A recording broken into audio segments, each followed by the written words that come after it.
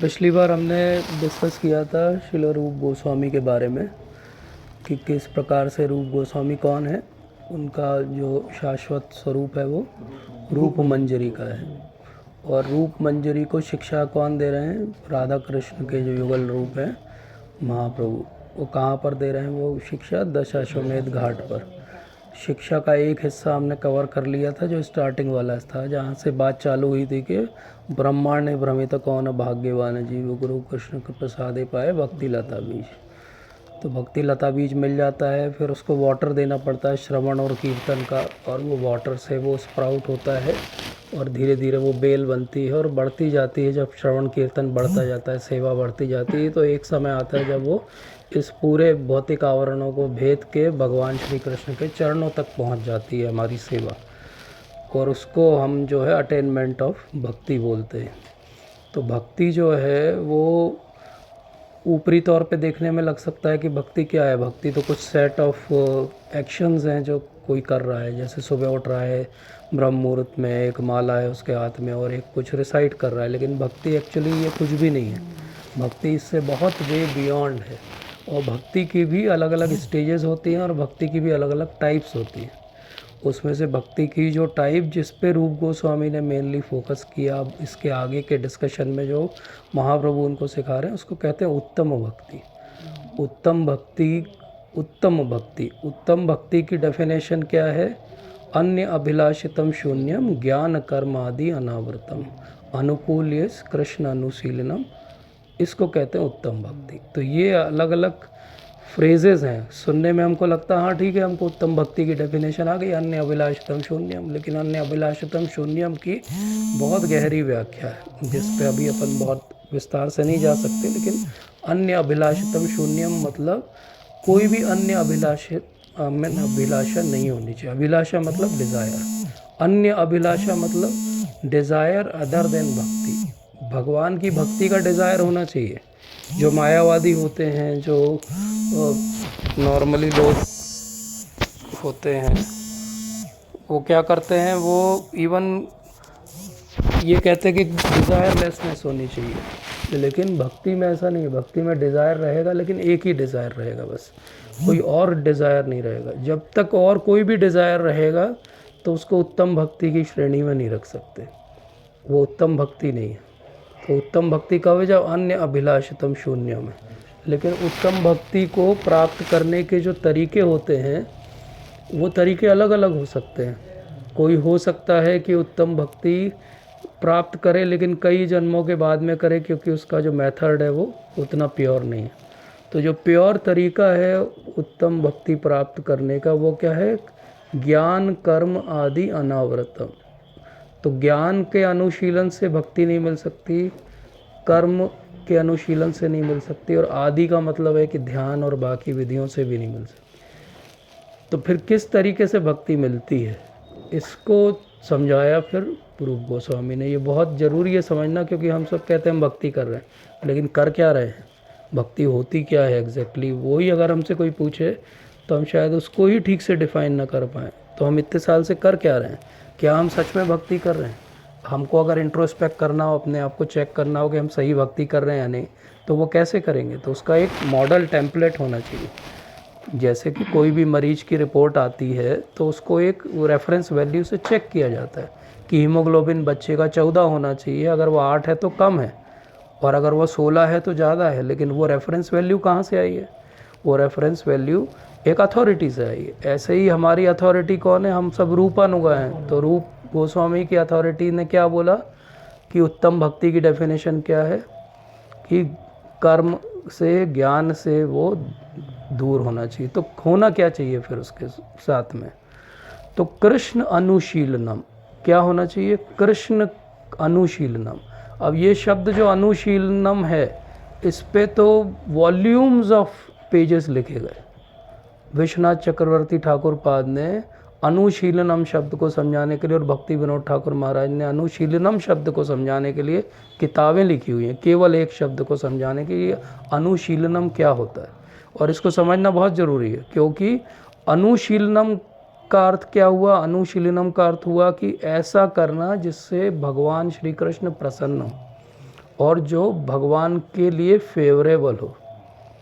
जो अनफेवरेबल है वो अनुशीलनम नहीं है। कभी कभी अनफेवरेबल चीज़ से भी भगवान प्रसन्न हो सकते हैं।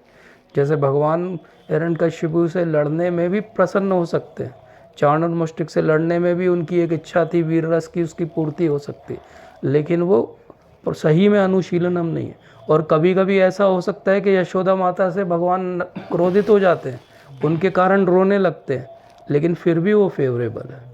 तो ये बात को डिफरेंस सटल है बहुत समझना, कि केवल भगवान को प्रसन्न नहीं करना है, कैसा प्रसन्न करना है कि उनके फेवर की बात होनी चाहिए। तो यशोदा माता जब उनकी केयर कर रही हैं तो वो अगर उनको मार भी रही हैं तो वो उनके फेवर की बात है, इसलिए वो अनुशीलनम है। और किसी डेमन की किसी एक्टिविटी से भगवान हंसने लगे हैं, लेकिन वो अनुशीलनम नहीं है, क्योंकि वो फेवरेबल नहीं है। कंस कितना भी याद करे भगवान को, हो सकता है हमसे ज़्यादा कंस याद करता होगा, लेकिन वो फेवरेबल नहीं है। वो फेवरेबल तरीका नहीं याद करने, क्योंकि वो भय में याद कर रहा है। और भक्त चाहे रुक रुक के याद करता हो, लेकिन वो प्रेम में याद कर रहा है। तो अनुशीलनम शब्द बहुत इम्पॉर्टेंट है, अनुशीलनम करना है हमको। अनुशीलनम को, और संस्कृत बहुत ब्यूटीफुल लैंग्वेज है, अनुशीलनम को अनु प्लस शीलनम कर दोगे तो अनु मतलब अनुगत्य, मतलब जो गुरु महाराज बोलते हैं वो करना अनुशीलनम है। गुरु महाराज को छोड़ के अपना नया कुछ प्रोजेक्ट बनाना, नए तरीके से भक्ति को डिफाइन करना या बोलना कि नहीं ऐसे प्रचार करेंगे हम, अनुशीलनम नहीं है वो। क्योंकि हम भगवान को तो नहीं जानते अभी, तो हम भगवान का अनुशीलनम कैसे करेंगे? तो हमको किसका अनुशीलनम करना पड़ेगा? गुरु महाराज का, गुरु परंपरा का। तो कृष्ण अनुशीलनम मतलब कृष्ण गुरु परंपरा अनुशीलनम। जब हम ऐसे अनुशीलनम करते हैं तो अनुशीलनम दो तरह का होता है। एक अनुशीलनम को कहते हैं चेष्टा रूप अनुशीलनम, और एक होता है भाव रूप अनुशीलनम। चेष्टा रूप अनुशीलनम का मतलब होता है कि चेष्टा या कोई प्रोसेस को हम फॉलो करके अनुशीलनम कर रहे हैं। इसी चेष्टा रूप अनुशीलनम को टेक्निकली कहते हैं साधन भक्ति या वैधि भक्ति। साधन भक्ति या वैधि भक्ति। साधन भक्ति मतलब हम साधना कर रहे हैं, प्रयास कर रहे हैं। वैधि मतलब हम कोई विधि को पालन करने का कोशिश कर रहे हैं। लेकिन ये क्लियर होना चाहिए कि ये सब करना क्यों है, हमको उत्तम भक्ति करना क्यों है। तो उत्तम भक्ति का गोल क्या है, जो हमने पिछली बार बात की थी कि संबंध, अभिधेय और प्रयोजन। तो प्रयोजन क्या है? सारी उत्तम भक्ति का प्रयोजन है भगवान श्री कृष्ण से प्रेम प्राप्त करना। भगवान श्री कृष्ण का प्रेम अगर आपको मिला तो आपकी ये प्रोसेस सही है। तो एम, विजन, गोल क्या है? भगवान कृष्ण का प्रेम प्राप्त करना, और उसके फेवरेबल जो है वो सब करना, और जो अनफेवरेबल है उसको नहीं करना। मतलब कि डूज एंड डोंट्स को फॉलो करना। रूप गोस्वामी भक्ति रसामृत सिंधु में मोर देन 64 तरीके बताते हैं भक्ति करने के। उसमें से पहले 10 जो है वो डूज हैं, और उसके बाद के 10 जो है वो डोंट्स है। क्या नहीं करना, मतलब आप भक्तों का संग नहीं करना, वो क्या है? डोंट है, उसको नहीं करना है। किसको करना है? भक्तों का संग करना है। तो ये क्या हो गई? भाव, एक चेष्टा रूप भक्ति जो हो गई वो साधन भक्ति हो गई, कि चेष्टा से हम प्रयास कर रहे हैं, अपने से हम प्रयास करने की कोशिश कर रहे हैं कि हम, ये भी उत्तम भक्ति का ही हिस्सा है, लेकिन ये क्या है? हमारे प्रयास से। और एक होती भाव रूप। भाव रूप मतलब भाव ही आदमी का लग चुका है, उसको नेचुरल अट्रैक्शन है। भाव का सिंपल मतलब होता है नेचुरल अट्रैक्शन। नेचुरल अट्रैक्शन जिसको है भक्ति के लिए, वो भाव रूपी भक्ति करता है। जिसको नहीं है वो चेष्टा रूपी भक्ति करता है। भाव रूपी भक्ति का दूसरा नाम होता है रागात्मिका भक्ति या रागानुगा भक्ति। रागानुगा भक्ति। तो रागानुगा भक्ति में क्या है? राग है। राग का मतलब होता है इंटेंस अटैचमेंट, कि मेरा किसी से इंटेंस अटैचमेंट है। वो अगर कृष्ण से है तो वो क्या हो गई? रागात्मिक भक्ति हो गई या रागानुगा भक्ति हो गई। अब रागानुगा भक्ति मतलब अनुगा, मतलब किसी को फॉलो कर रहे हैं। तो कोई रागानुग भक्त है जिसको हम फॉलो कर रहे हैं, तो हम क्या कर रहे हैं? रागानुगा भक्ति कर रहे हैं। और एक होती है रागात्मिक भक्ति। राग प्लस आत्मिक, आत्मा ही जिसकी राग में है, वो कौन है? वो नित्य सिद्ध भगवान के जो परिकर हैं, जैसे राधा रानी, गोपियाँ और उनके सखा, ये सब क्या है? ये रागात्मिक भक्त हैं। और जो उनको फॉलो करने की कोशिश कर रहा है वो क्या है, रागानुगा है, और हम क्या है, रूपानुगा हैं। बहुत सारे टर्म्स आएंगे तो उनको टर्म्स को समझेंगे नहीं तो कंफ्यूज हो जाएंगे अपन। तो एक हो गया चेष्टा रूप भक्ति, एक होगी भाव रूप भक्ति। जो भाव रूप भक्ति करते हैं वो रागानुगा, स्पॉन्टेनियस, उनका किसी ब्रजवासी के लिए, किसी के लिए इंटेंस अटैचमेंट है या किसी एक भाव में उनको काफ़ी अटैचमेंट है, तो दे डू दैट वे। हम क्या कर रहे हैं, हमको प्रभुपाद ने क्या रास्ता दिखाया, हमको रागानुगा भक्ति नहीं दी है प्रभुपाद ने। प्रभुपाद का क्या कहना है कि आप अपनी वैदिक भक्ति करते रहोगे तो एक दिन स्पॉन्टेनियसली आपको रागानुगा भक्ति का अनुभव अपने आप अंदर से होगा। क्यों? क्योंकि हमने पिछले सत्र में समझा था, नित्य सिद्ध कृष्ण प्रेम साध्य का गुण है, श्रवण आदि चित्त करिए उदय। मतलब वो नित्य सिद्ध कृष्ण प्रेम अंदर है, आपको ऊपर से डाउनलोड नहीं करना है, कहीं से आएगा नहीं। ये सोचना कि मैं साधन भक्ति कर रहा हूँ इसलिए मुझे एक दिन राग आएगा या भाव आएगा, गलत है। मैं साधन भक्ति कर रहा हूँ तो मेरा राग अपने आप प्रकट होगा, अभी प्रकट नहीं हो रहा है, वो अभी दिख नहीं रहा है। जैसे कि कोई बल्ब हो, उसके ऊपर आप ब्लैक पेपर लगा दो तो बल्ब की लाइट बाहर नहीं आ रही है। अब आप साफ़ करो उसको धीरे धीरे धीरे धीरे, तो क्या होगा, धीरे धीरे कहीं कहीं से लाइट आएगी, पूरा साफ़ हो जाएगा तो पूरी लाइट आ जाएगी। तो लाइट आना अभी नहीं आया है, अभी सफाई हो रही तब भी लाइट है अंदर, लेकिन दिख नहीं रही है, अनुभव नहीं हो रहा। ऐसे ही हमारा भाव भगवान के लिए प्रेम है अंदर, केवल उस पर जैसे कोई बर्तन हो उस पर कवर डाल दो आप, तो उसकी जो फ्रेगरेंस है अंदर, जो खाना बना है, वो कवर जब तक नहीं हटेगा क्या बना है और कितना उसकी सुगंध अच्छी है वो आपको समझ में नहीं आएगी। ऐसे ही हम ये जो साधन भक्ति कर रहे हैं वो क्या कर रहे हैं, चेष्टा रूप, मतलब हमारे प्रयासों से वो लीड को हटाने की कोशिश कर रहे हैं। अब हमको लगता है कि हमारे प्रयास है, लेकिन एक्चुअली वो हमारे प्रयास नहीं है, वो किसकी कृपा है, गुरु महाराज की कृपा है। और वो गुरु महाराज की कृपा क्या इस जन्म में चालू हुई है? नहीं, ब्रह्मांड भ्रमित कौन भाग्यवान है जीव, मतलब टाइम लाइन बहुत लंबी है। ब्रह्मांड में भ्रमित करते हुए बहुत सारे जीवों में से हम ही क्यों इतने से 15 लाख में से सिलेक्ट हुए जो यहाँ पे बैठे, जिनको ये बात सुनने को मिल रही है। क्यों हम, तो हमको क्या किसी ने चूज़ किया है, कोई लॉटरी निकली थी, रैंडम था, क्या था वो रीज़न? वो रीज़न क्या था? तो विश्वनाथ चक्रवर्ती ठाकुर पाद और भक्ति विनोद ठाकुर महाराज ने खूब इस पर सोचा, खूब इस पर शास्त्रों से सब प्रमाण एकत्र किए और उन्होंने बताया कि ये कहाँ से आया, क्या हुआ ऐसा कि हम वो ब्रह्मांड भ्रमित कौन भाग्यवान जीव में से सिलेक्ट हो गए।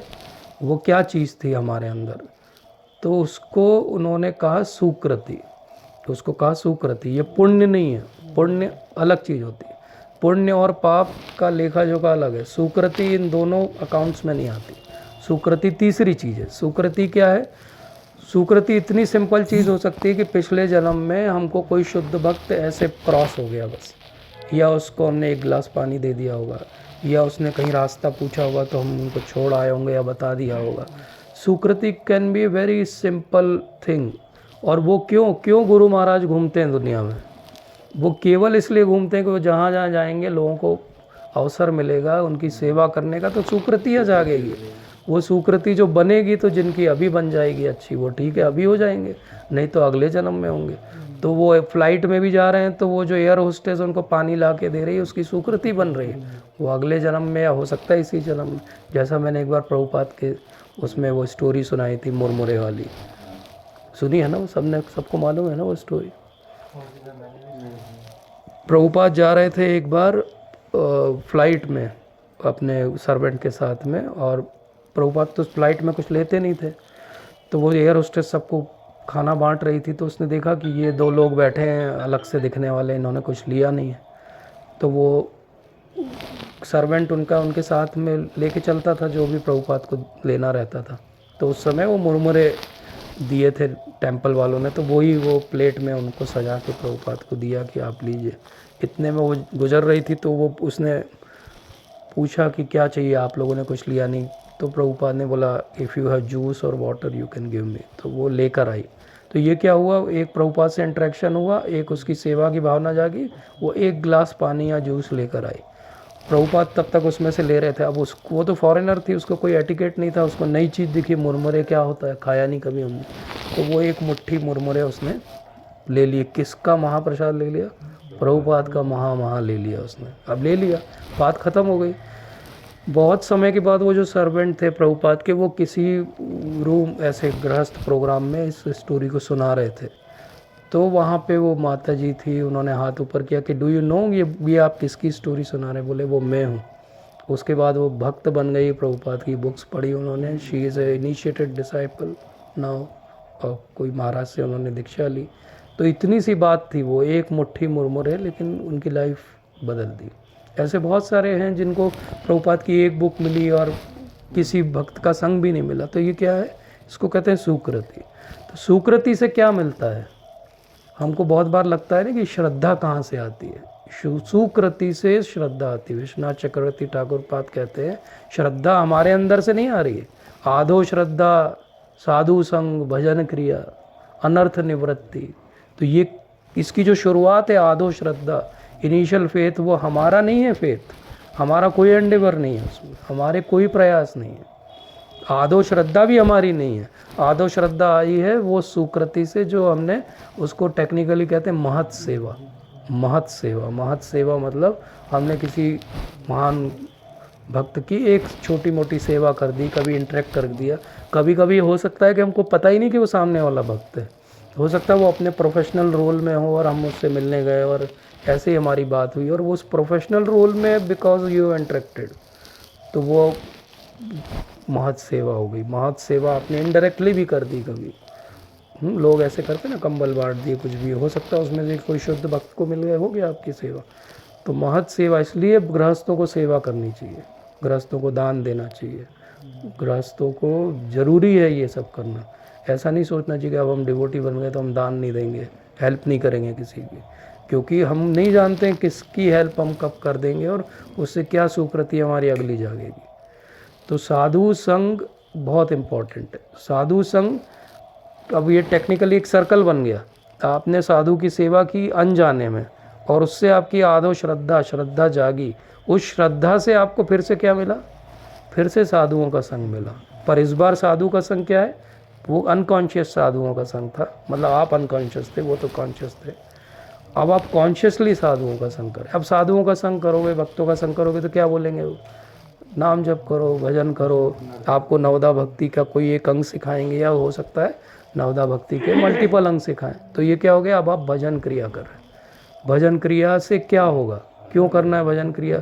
वो बल्ब का एग्जाम्पल जिसके ऊपर कालिक पुती हुई है, चेतो दर्पण मार्जनम भव महादावाग्नि निर्वापरणम। तो वो जो अनर्थ हमारे हृदय में है, जिसके कारण ये प्रकाश नहीं दिख रहा है, ये अनर्थ हमारे हटेंगे किससे? भजन क्रिया करने से। भजन क्रिया जब हम करते हैं तब एक स्टेज आती है जब हमारी भजन के प्रति जो है लगाव होने लगता है।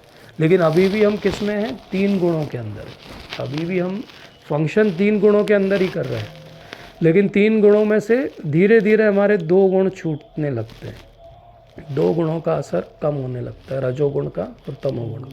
और ज़्यादातर हम धीरे धीरे सत्व गुण में आ जाते हैं। अब मैक्सिमम जो डिवोटी होते हैं इस स्टेज तक तो आ जाते हैं कि गुडनेस में आ जाते हैं, क्योंकि शराब नहीं पी रहे हैं, स्मोकिंग नहीं कर रहे हैं, पर स्त्री संग नहीं कर रहे हैं, जुआ नहीं खेल रहे हैं, सुबह उठ रहे हैं, स्नान कर रहे हैं, क्लीनलीनेस है घर में, ठाकुर जी उनकी सेवा कर रहे हैं।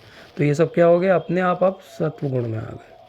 लेकिन एक्चुअली भक्ति सत्व गुण का हिस्सा नहीं है। भक्ति तो शुद्ध सत्व का हिस्सा है। तो जब तक आप सत्व गुण से शुद्ध सत्व में नहीं जाओगे, भक्ति आपको मिल ही नहीं सकती। भक्ति तो छोड़ दो, अगर कोई आदमी हो, जो कोई व्यक्ति हो जो ध्यान या ज्ञानी हो या ध्यानी हो और उसको ब्रह्म में विलीन होना हो, तो ब्रह्म भी जो है वो त्रिगुणातीत है। ब्रह्म भी तो 3 गुणों के अंदर नहीं है। तो किसी को अगर ब्रह्म में भी विलीन होना हो तो 3 गुणों के बाहर जाना पड़ेगा। तो forget about devotees, forget about भक्ति। तो ये सोचना कि हम किसी दिन भगवान के सामने खड़े हुए तो हमारे आंसू निकलने लगे, तो ये सोचना कि हम भाव भक्ति में आ गए, हम बस जल्दी प्रेम भक्ति होने वाली, तो नहीं है। क्योंकि अभी तो 3 गुणों के अंदर हैं हम। 3 गुणों के जिस दिन बाहर जाएंगे, शुद्ध सत्व में स्थित होंगे, उस समय हम सोच सकते हैं। तो जब हम 3 गुणों के बाहर जाएंगे तो क्या होगा? जो रुचि है, आसक्ति है और निष्ठा है, 3 स्टेजेस होती हैं। इनके बीच में क्या अंतर है? क्यों 3 स्टेज बना दी?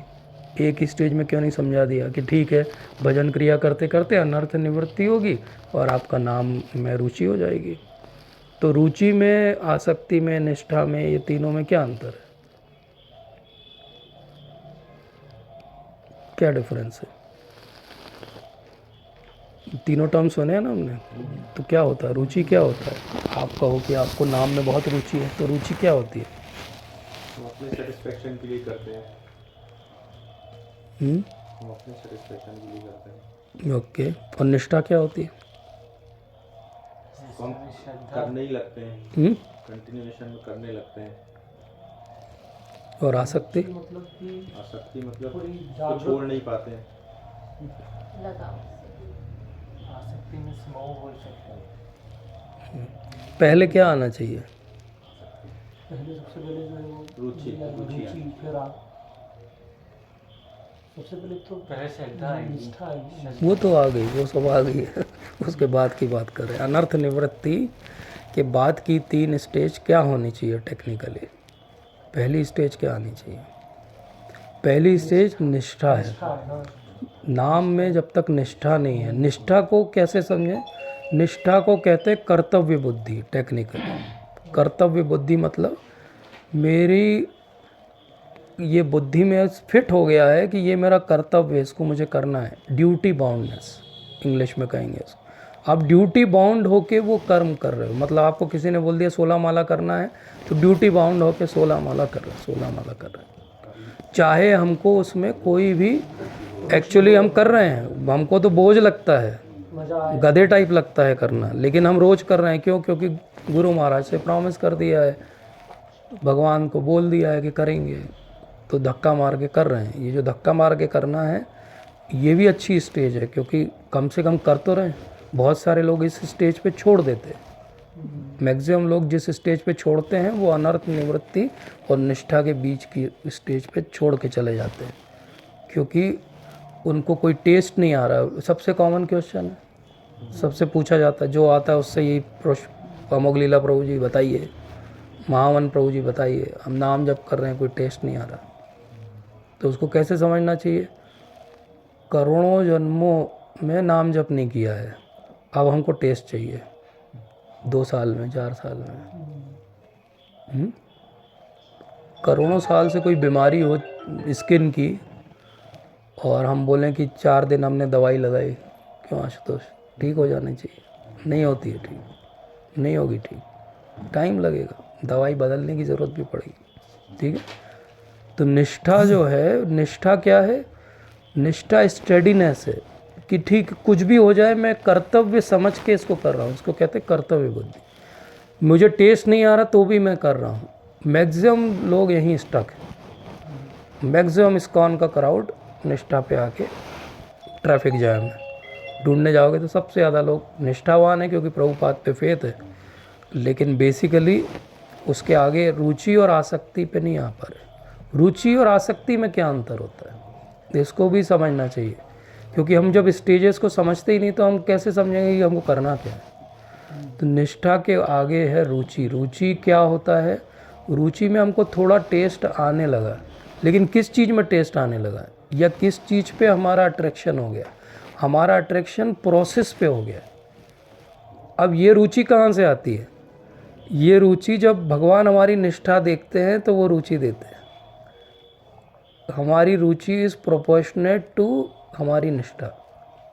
जितनी हमारी निष्ठा होगी नाम में, उतनी भगवान वहाँ से रेसिप्रोकेट करेंगे। ये यथा माम प्रपद्यन्ते, और बोलेंगे हाँ इतनी निष्ठा, इतनी रुचि, इतनी निष्ठा और इतनी रुचि और।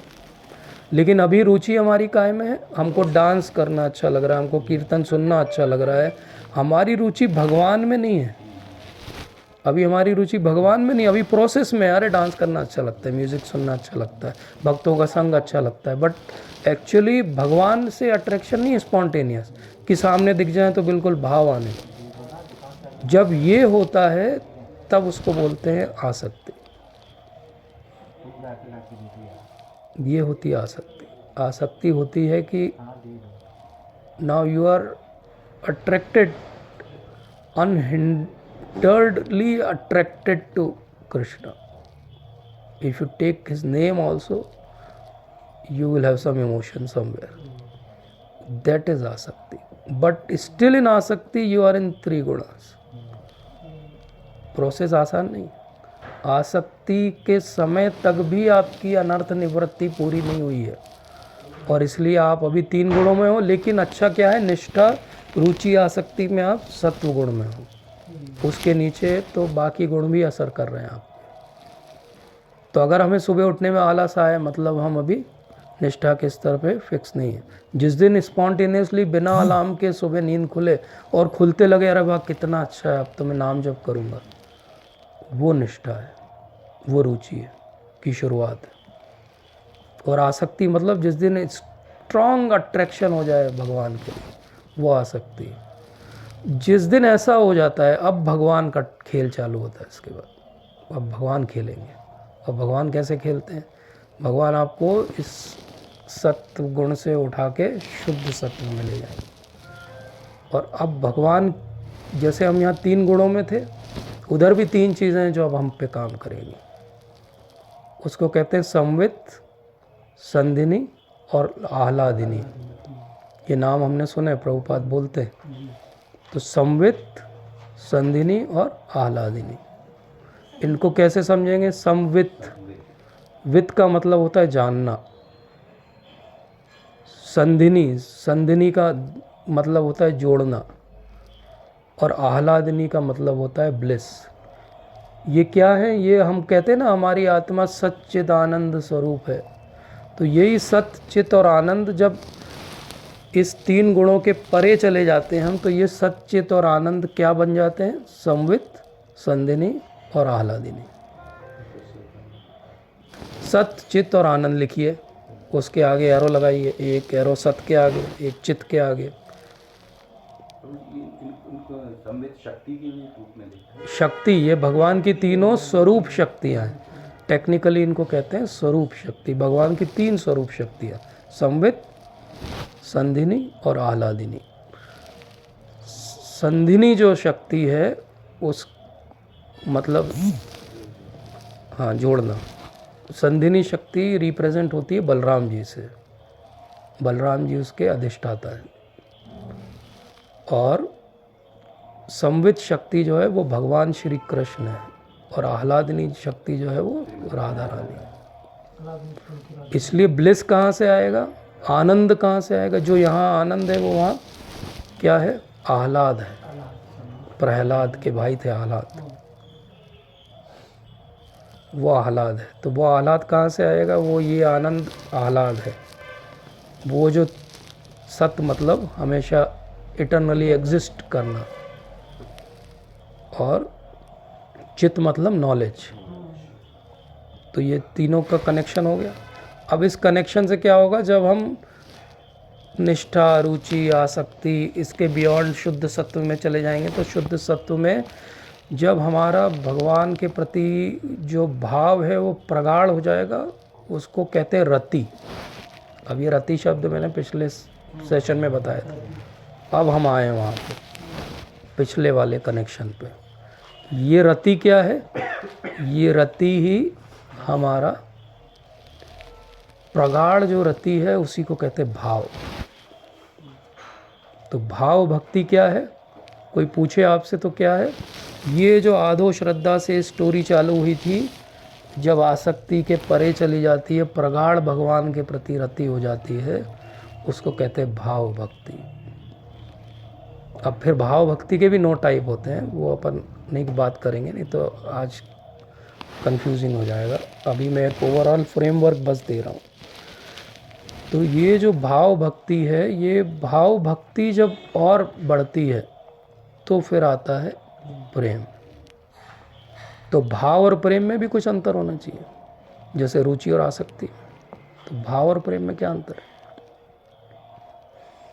क्यों दोष बनाए भाव और प्रेम? टेक्निकली भाव से भी कोई गिर सकता है नीचे, जैसे भरत महाराज. भाव के स्तर पे होके भी आप नीचे गिर सकते हो अनर्थों के कारण. प्रेम वो स्तर है, जैसे वो केबीसी में आता है ना कि अब ये 3 लाख रुपए आपके कहीं नहीं गए, आप सारे क्वेश्चन इसके बाद गलत भी दे दोगे तो 3 लाख लेके जाओगे। वैसे ही यहाँ पे वो सेक्शन ऊपर आता है। अब हमारा एम हम क्या लेके चले थे? प्रेम। तो यहाँ है वो प्रेम। प्रेम बहुत दूर है। मगर वहाँ से गिरने की चांस नहीं। प्रेम से गिरने के कोई चांस नहीं, क्योंकि उसको कहते हैं स्थायी रति या स्थायी भाव। स्थायी भाव का मतलब क्या होता है? स्थायी हो गए आप, स्टेबल हो गए। तो स्थायी भाव या स्थायी रति ऐसा समझो आप कि वो जो बेल थी, जो बीज था, वो बेल बनी थी। उस बेल के अंदर जब भाव के स्तर पे हम पहुँचे तो एक फ्लावर लगा है। जब वो आसक्ति और रुचि के स्तर पे थी तो वो एक बड थी, एक कली थी। अब क्या हुआ है? वो भाव के स्तर पे वो फ्लावर बन गई और प्रेम के स्तर पे फ्रूट बन जाएगी। तो उस बेल का फ्रूट क्या है? मैंने पिछली बार ही बताया था। फ्रूट क्या है? प्रेम है। तो वो प्रेम का फल कब लगेगा? जब उसमें पहले तो कली होगी, बीज से बेल, कली, फ्लावर, फ्रूट, ऐसे ही बनता है। तो ये जो फ्लावर है ये भाव है। तो जैसे हर फ्लावर की एक फ्रेगरेंस होती है, सुगंध होती है, ऐसे इस फ्लावर की भी सुगंध है, लेकिन 5 तरह की सुगंध होती है। ये जो 5 तरह की सुगंध है इस फ्लावर में, इन्हीं को कहते हैं स्थायी भाव। शांत और शांत के बाद नहीं, स्टेप वाइज। वात्सल्य बीच में, शांत के बाद साख के साथ के के बाद जो है वो दास दास के बाद जो है वो वात्सल्य और माधुर्य। पहले शांत दास यस, माधुर्य। माधुर्य लास्ट। माधुर्य लास्ट है। क्यों माधुर्य लास्ट है? वो सबसे ऊंचा भाव क्यों है? राधा रानी का भाव। क्यों है? उसमें भगवान और जो प्रेम करने वाले वो अलग नहीं होते, एक ही होते हैं। नहीं, क्यों? भगवान छोड़ के चले जाते हैं।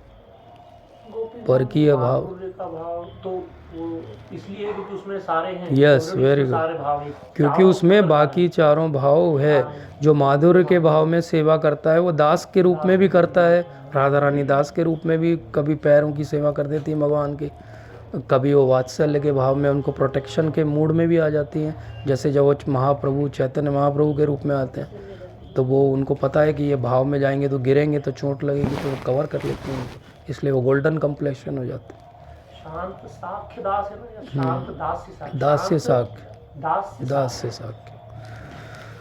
तो इसलिए क्योंकि दास जो है वो, दास के अंदर क्या है? शांत है। दास ज़्यादातर शांत रहना चाहिए दास को। दास अगर बहुत बात करे तो मालिक को पसंद नहीं आएगा, है ना। वाचाल दास जो है वो पसंद नहीं रहेगा। वाचाल दास कब पसंद रहेगा? जब उसका काम ही वही हो। जैसे राजाओं के यहाँ पे रखा करते थे वो लोग, कुछ लोग उनको कहते थे विदूषक। उसका काम ही रहता था, वो राजा की बुराई भी कर देता था, राजा के मुंह पे जोक बना देता था, लेकिन वो टेंशन रिलीज़ करने के लिए।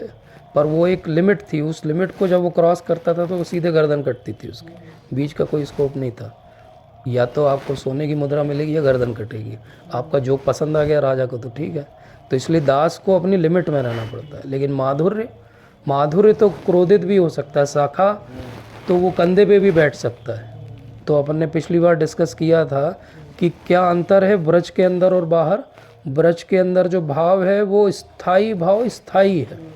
मतलब यशोदा माता स्थायी भाव में है कि वो मुख में अगर पूरे ब्रह्मांड देखने के बाद भी क्या बोलती है? अरे मिट्टी खा ली तेने। ये नहीं कि अरे भगवान आप। लेकिन अर्जुन के साथ क्या होता है? जब वो विराट रूप देखता है तो हाथ जोड़ लेता है, भूल जाता है सखा भाव, बोले हो गया, छोड़ो छोड़ो भैया, भगवान है। तो ये अंतर है। स्थायी भाव इसी को कहते हैं। तो स्थायी भाव किस में आएगा? स्थायी भाव वो फ्लावर की जो फ्रेगरेंस है, मतलब फ्रेगरेंस है अभी भाव के स्तर पे वो स्थायी भाव पक्का नहीं है। फ्रेगरेंस के रूप में कि अब आपको ये रियलाइज़ होने लगा कि हाँ मैं दास हूँ भगवान का, या मेरा रिलेशन इटर्नली भगवान के साथ साख्य रूप का है। बट अभी भी स्वरूप सिद्धि नहीं है। वो स्वरूप सिद्धि प्रेम के स्तर पे होगी। तो ये हो गया बेसिक लैडर जो उस बुक में भी जो दिया हुआ है उन्होंने। अब ये जो स्थायी भाव है, इस स्थायी भाव के अंदर जैसे कोई दास की रति में है या साख्य की रति में, तो नॉर्मली उसका मैक्सिमम प्रेजेंटेशन दास की तरह का रहेगा। लेकिन उसके अंदर कुछ भाव जो हैं वो आते जाते रहेंगे। ये जो आते जाते रहते हैं ये भाव क्या होते हैं? इन भावों को क्या बोलते हैं? इनको बोलते हैं सेकेंडरी रसास। ये सेकेंडरी रस हमने देखे थे, कितने तरह के होते हैं? पिछली बार देखे थे। नहीं, दास से नहीं। सेकेंडरी रस क्या क्या हो सकते हैं? कितने तरह के हो सकते हैं? करुणा हो सकता है, विभत्स हो सकता है, वीर हो सकता है। 7 प्राइमरी रस 5 तरह के, सेकेंडरी रस 7 टाइप्स के, 7 टाइप्स के। तो ये जो सेकेंडरी रस हैं या सेकेंडरी चीज़ हैं, अब ये एक व्यक्ति है वो मान लो इस वात्सल्य के भाव में है, एक कोई जीव है वो वात्सल्य के भाव में, उसका वात्सल्य का भाव कैसे प्रकट होता है? क्या देख के? जैसे कोई माँ हो और बच्चा स्कूल गया हो या बोर्डिंग स्कूल चला गया हो और वो उसका पुराना सामान साफ कर रही हो और वहाँ उसको कोई छोटा सा कपड़ा उसका पुराना दिख जाए, कोई छोटा सा जूता दिख जाए, कोई पुरानी किताब दिख जाए, बच्चा नहीं है वहाँ पे, लेकिन वो देख के उसके अंदर क्या भाव आता है? वो बच्चे का कैसा था, छोटा था, कितना सुंदर था। ये जो है, ऐसे ही जो महान भक्त रहते हैं, जैसे चैतन्य चरितामृत पढ़ो आप, पुंडरीक विद्यानिधि, तो वो भगवान के चंवर मतलब एक पेकॉक फैदर को देख के फेंट हो जाते, बेहोश हो जाते। हमारे यहाँ तो पूरे मोर आ जाए तो हमको कुछ ना पॉइंट इसकी, तो हमको जब भी लगे कि भाव में हैं तो ये ध्यान रख लेना चाहिए कि क्या देख के कब हुए थे आप बेहोश भगवान के बारे में सुन के? कभी नहीं हुए। तो बेसिकली ये जो इनको कहते हैं स्टिमुलेंट्स या उद्दीपन, इनको कहते हैं उद्दीपन। भक्ति विनोद ठाकुर महाराज ने एक बहुत सुंदर भजन लिखा है, राधा कुंड तट कुंज कुटीर। सुना है किसी ने? सुनिए उस भजन को, राधा कुंड तट कुंज कुटीर। उसके अंदर वो बोलते कि आपके ये भक्ति के लिए जो अट्रैक्शन है आपके, वो मेरे उद्दीपन है, वो उनसे मैं स्टिमुलेट होता हूँ। भक्ति विनोद ठाकुर महाराज कहते हैं। तो ये उद्दीपन इनको कहते हैं, जो एक्साइट कर दें भक्त को। वो कुछ भी हो सकता है, बांसुरी हो सकती है, मोरपंख हो सकता है, कोई साउंड हो सकता है, कोई कथा हो सकती है, कोई भी चीज़ जिससे उसका स्थायी भाव जागृत होता हो, उसको उनको कहते हैं उद्दीपन। और ये जब उद्दीपन से जब वो स्टिमुलेट हो जाता है भक्त, तो उसके अंदर 2 तरह की भाव प्रकट रूप में दिखते हैं, एक इंटरनली और एक एक्सटर्नली। एक्सटर्नली किस रूप में दिखेंगे? एक्सटर्नली वो दिखेंगे, he can start dancing, he can start jumping, he can become very emotional, happy भगवान के बारे में सुन के। ये क्या है? ये एक्सटर्नल भाव है, ये बाहरी रूप से दिखते हैं, सबको दिखेंगे। जैसे होता है, जैसे कोई बच्चा हो, उसका रिजल्ट आ जा रहे, तुम यूपीएससी में फर्स्ट रैंक आए, तो नाचेगा, डांस करेगा, कूदेगा, कुछ तो बोलेगा। ऐसे ही वहाँ भी होता है, पर अंतर क्या हुआ? भगवान के रिलेशन में हो रहा है, यहाँ अपने रिलेशन में हो रहा है, लेकिन वही एक्सटर्नल मैनिफेस्टेशन। और ऐसे ही इंटरनल मैनिफेस्टेशन होते हैं, अंतःकरण में कुछ मैनिफेस्टेशन होते हैं जब आप भाव में रहते हो, जब आप स्थायी भाव आपका स्टिमुलेट होता है। वो क्या क्या हो सकते हैं? एकदम रोम चित्र खड़े हो जाएंगे, पसीना आने लगेगा, कंठ अवरुद्ध हो जाएगा, जैसे महाप्रभु दिखाते हैं। तो वो जो भाव हैं, वो उनमें से कुछ भाव सब भक्त जो भगवान के साथ विहार करते हैं, गोपियाँ, गोप, उनको आ सकते हैं। कुछ जो उनके भाव हैं वो बड़े स्पेसिफिक हैं, जैसे महाभाव जो हैं वो सबको नहीं आ सकते। महाभाव के अंदर भी 5 टाइप के महाभाव होते हैं, उनमें से एक टाइप का महाभाव है, उसके बारे में कभी और बात करेंगे। तो वो जो भाव है वो केवल राधा रानी के पास आ सकता है। मोहन महाभाव कहते हैं उसको, या मदन महाभाव कहते हैं उसको। और मदनाख्य महाभाव वो पराकाष्ठा है महाभाव की। तो महाभाव गोपियों में भी हो सकते हैं, महाभाव थोड़े बहुत रूप में ललिता विशाखा में हो सकते हैं, और चंद्रावली में हो सकते हैं, राधा रानी में वो पूरे फुली मैनिफेस्ट होंगे, महाप्रभु में महाभाव रहेगा, और माधवेंद्रपुरी के अंदर महाभाव है। तो महाभाव किस किस पे हैं? माधवेंद्रपुरी में, श्रीमती राधा रानी में, और चंद्रावली गोपियों में। लेकिन मदनाख्य महाभाव वो महाभाव का भी एक्सट्रीम है, वो किस में हो सकता है? वो केवल राधा रानी में हो सकता है। तो आई थिंक इतना करने के बाद कुछ थोड़ा क्लियर हुआ होगा, जो अपन ने टर्म्स उसमें सुने, स्थाई भाव। और ये जो भाव है एक्सटर्नली, जो डांसिंग सिंगिंग है, इनको बोलते हैं अनुभाव, और जो इंटरनल भाव होते हैं उनको कहते हैं सात्विक भाव। तो यही टर्म्स प्रभुपाद ने इसमें यूज़ किए हैं। सेकेंडरी रस जो होते हैं वो हास्य, शोक, क्रोध, उत्साह, भय, जुगुप्सा और विस्मय, ये 7 होते हैं। हास्य, शोक, इनको सेकेंडरी जो भाव हैं यही हास्य, शोक, क्रोध, उत्साह, भय, जुगुप्सा, डिस्गस्ट और विस्मय, ये जो सेकेंडरी भाव हैं ये इनको कहते हैं टेक्निकली व्यभिचारी भाव। और ये व्यभिचारी भाव क्यों कहते हैं? क्योंकि हमेशा नहीं रहते, कोई भी हमेशा डिस्गस्टेड नहीं रहता, कोई हमेशा नहीं हंसता रहता, कोई हमेशा भय में नहीं रहता। ये स्थाई भाव नहीं है। स्थाई भाव तो वही 5 हैं जो 5 मेन रतियाँ हैं। तो इस तरह ये 33 जो हैं ये ट्रांजिटरी व्यभिचारी भाव के मेन 7 टाइप्स होते हैं जो मैंने बताए। बट इसके अलावा और एक्सप्लोर करोगे आप, नाट्य शास्त्र ये सब पढ़ोगे, वो अलग चीज़ है। वो 33 जो होते हैं। तो ऐसे कितने हो गए? ऐसे अगर हम मैथमेटिक्स लगाएंगे तो 5 ये भाव हो गए, 7 ये भाव हो गए, 33 सेकेंडरी व्यभिचारी भाव हो गए। तो इस तरह जो परम्यूटेशन कॉम्बिनेशन बनेंगे वो कई 100 बनेंगे। मेन परम्यूटेशन कॉम्बिनेशन जो वैष्णव शास्त्रों में दिए है वो 44 है। अगर आप भक्ति रसामृत सिंधु पढ़ोगे तो उसके अंदर 4 सेक्शन हैं। अभी ये जो भाव की बात कर रहे हैं ये ईस्टर्न सेक्शन का 3rd और 4th चैप्टर की बात हो रही। 4th चैप्टर प्रेम भक्ति पे है, तो 3rd चैप्टर है वो भाव भक्ति पे है। तो ये तो शुरुआत हुई है। अभी ये जितने भाव हैं इनका एक्सप्लोरेशन, फिर एक नायिका होती है, एक नायक होता है, उनके बीच के रिलेशंस, और वो कब कौन सा भाव दिखाती है, वो भाव की भंगिमा क्या होती है, इसके स्टिमुलेंट्स क्या होते हैं, उनको अगर आप पढ़ने जाओगे तो वो भक्ति रसामृत सिंधु के अंदर और श्रील रूप गोस्वामी ने दिया है। तो हम क्यों चर्चा कर रहे हैं? हमको पढ़ना नहीं है, क्योंकि प्रभुपाद ने इनिशियली चैप्टर्स को ही पढ़ने को बोला है हमको, हम उतना ही पढ़ते हैं। लेकिन हमको एक ओवरव्यू पता होना चाहिए कि हमारे जो आचार्य हैं उन्होंने क्या दिया है हमको, वो कितने डेप्थ में दिया है। भक्ति लोगों को लगता है गए ऐसे ऐसे डांस कर लिए, लड्डू गोपाल जी को सिर पे रख के हो गई भक्ति, हम बहुत भाव में हैं। किसी को सुन लिया हम बहुत भाव में। अरे भक्ति बहुत साइंटिफिक चीज़ है, भक्ति बहुत टेक्निकल चीज़ है, उसकी स्टेप्स है, उसकी अंडरस्टैंडिंग है, उसकी डेवलपमेंट है, उसके तरीके हैं। तो इसलिए मैं ऊपर बैठने को बोल रहा था।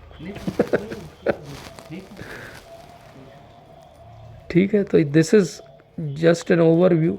अगर कोई स्पेसिफिक क्वेरी हो तो बताइए। सुकृति की डेफिनेशन क्या है? सुकृति की डेफिनेशन मैं एग्जैक्ट बता देता हूँ।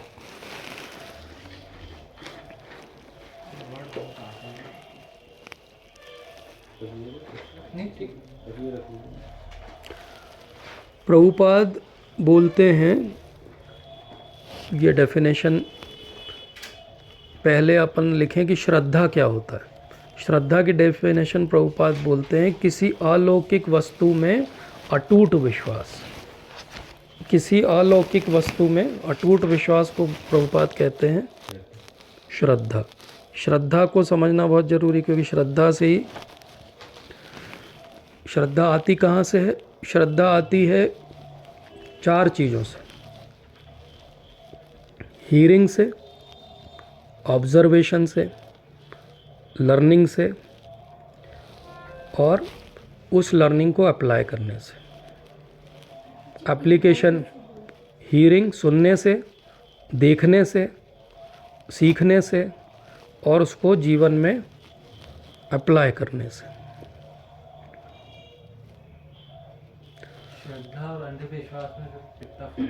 श्रद्धा और अंधविश्वास में कितना फ़र्क होता है, इस पर मैंने एक सेशन लिया था, वो यूट्यूब पे आप जाओगे तो आपको पूरा एक 1.5 घंटे मैंने बताया था। 2 सेशन लिए इनफैक्ट मैंने। एक जब ये बागेश्वर बाबा बहुत फेमस हो रहे थे तब मैंने लिया था कि चमत्कार और श्रद्धा अंधविश्वास, और एक मैंने उसके पहले लिया था जब मैं ये सीक्वेंस के पे एक लेक्चर ले रहा था।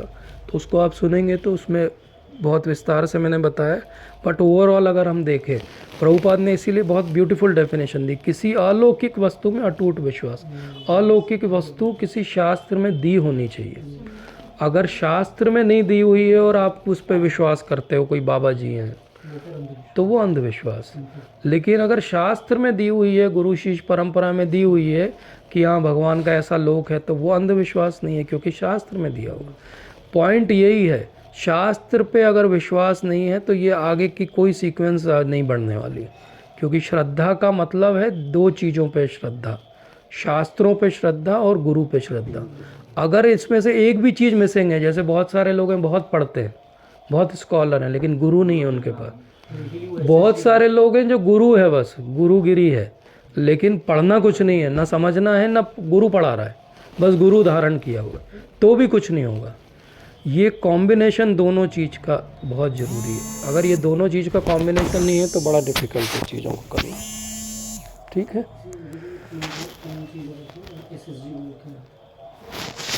तो अब हम जो बात कर रहे थे कि सुकृति क्या होती। सुकृति होती है कि उसको कहते हैं, एक अज्ञात सुकृति होती है और ज्ञात सुकृति होती है। अज्ञात सुकृति मतलब हमको पता नहीं था और हमने भक्ति कर दी इनडायरेक्टली किसी की, और ज्ञात सुकृति का मतलब होता है कि we know, and we know that knowingly we are doing. When we are doing knowingly then it is अज्ञात नहीं है, क्योंकि अब आपको पता है, जैसे अब आपको पता है कि भक्तों की सेवा करनी चाहिए, तो वो क्या हो गया, वो ज्ञात है अब आपको। और अज्ञात सुकृति मतलब इनडायरेक्टली अननोइंगली हो गया आपसे, वो किसी जन्म में हुआ, आपको भी कुछ भी याद नहीं। ज्ञात सुकृति में आप पिन पॉइंट कर सकते हो कि हाँ वो गुरु महाराज ने के दर्शन हुए थे, उसके बाद हमारी भक्ति आगे बढ़ी, तो ये क्या हो गया, ये हमको पता है कि गुरु महाराज की कृपा से हुई है, बट ज़्यादातर बार हमको नहीं पता है। कोई अगर दिखावे के लिए भी साधुओं की सेवा करे तो भी स्वीकृति मिलेगी। हाँ स्वीकृति मिलेगी, लेकिन भक्ति विनोद ठाकुर महाराज इसमें बहुत क्लियरली बोलते हैं कि अगर आपके इंक्लिनेशंस क्लियर नहीं है, देखो एक होती है अज्ञात स्वीकृति, अननोइंगली करना है ना, जैसे हम बोलते हैं ना हरि नाम एक बार ले लो तो आपका उद्धार हो जाता है, पर वो एक बार का नाम शुद्ध होना चाहिए, स्टार लगा हुआ नीचे। ऐसे ही न जानते हुए किसी की सेवा कर देना अज्ञात स्वीकृति है, लेकिन ये जान के सेवा करना कि मुझे इनसे ये चीज़ चाहिए, वो स्वीकृति नहीं है, वो पुण्य है, वो आपको पुण्य की तरफ ले जाएगा, मतलब पुनरपि मरणम पुनरपि जन्म, क्योंकि पुण्य भोगने फिर आना पड़ेगा। इसलिए अज्ञात रूप से स्वीकृति हो जाए या ज्ञात रूप से स्वीकृति हो जाए, मतलब ये जान के कि मैं बस सेवा के लिए सेवा कर रहा हूँ, मुझे रिटर्न में अन्य अभिलाषितम शून्यम ज्ञान कर्मादि अनावृतम, कोई भी एक चीज़ जुड़ेगी चिपकेगी उसमें, और भक्ति शुद्ध भक्ति नहीं है। तो फल की इच्छा नहीं रखना है और काम कर देना है, ऑब्वियसली सेवा कर देना है, फल की कोई इच्छा नहीं होना चाहिए। फल की इच्छा के साथ तो खत्म हो गई बात, अभिलाषा रहेगी तो फिर अभिलाषा शून्य नहीं रहेगा। हाँ नहीं रहेगा, कर्म में आ जाएगा। यस, अब उस कर्म में भी सकाम कर्म है, निष्काम कर्म है, तो वो टेक्निकली निष्काम कर्म जो है वो क्या है, डिज़ायर और वर्क। डिज़ायर पहले आता है, फिर वर्क आता है, फिर रिजल्ट आता है, तीनों लेवल पे फंस सकते हो आप। डिज़ायर के लेवल पे फंस गए कि वो निष्काम कर्म नहीं है, चलो हमने निष्काम रूप से कर्म किया लेकिन फल हमको वही चाहिए जो चाहिए, तो हम फल के लेवल पे फंस गए। अब हमने निष्काम भी छोड़ दिया, फल भी छोड़ दिया, तब एक्चुअली फल की भी कामना नहीं है, निष्काम भी है, तब वो टेक्निकली ऐसा वर्क हुआ जो आपको लिबरेट करेगा। तो ज़्यादातर लोग निष्काम हो जाते हैं भक्ति में आने के बाद कि केवल भगवान के लिए कर रहे हैं, लेकिन जब गलत या अनवांटेड रिजल्ट आता है तो एक्सेप्ट नहीं कर पाते। तो अनवांटेड रिजल्ट के टाइम मन में भी अगर एक इच्छा उठती है कि नहीं ऐसा होता, तो वो पूरा खेल बिगड़ गया आपका, सारी मेहनत चली गई। तो it is very very subtle science, यहाँ से छूटना आसान नहीं है। आज ही मैं देख रहा था एक वो स्पाइडर अपना जाला बना रहा था, तो I was just looking at it कि कितने मेटिकुलसली वो बनाता है, और फिर क्या होता है, एक उड़ता हुआ एक आता है और फंस जाता है उसमें। जब वो फंसता है या जब वो लैंड करता है तो उसको क्या लगता होगा, अरे वाह नाइस प्लेस टू बी, हाँ बढ़िया झूला है तो। लेकिन उसके बाद क्या होता है, वो जैसे स्ट्रिंग खींचती है आपकी कहानी छूटने वाली ख़त्म हो जाती है।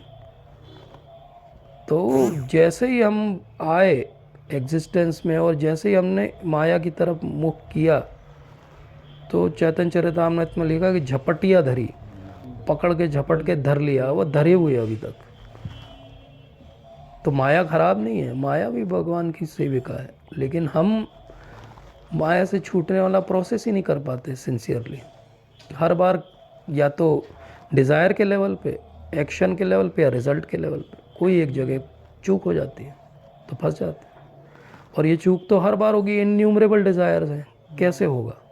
अब ये बोल दें कि हम कलयुग में डिज़ायर पे कोई पेनल्टी नहीं है, लेकिन वो डिज़ायर जो बार बार आएगा वो कभी ना कभी एक्शन में बदलेगा, तो वो कंसेशन भी नहीं है, क्योंकि वो एक्शन जब होगी तो वो तो लपेट लेगी आपको।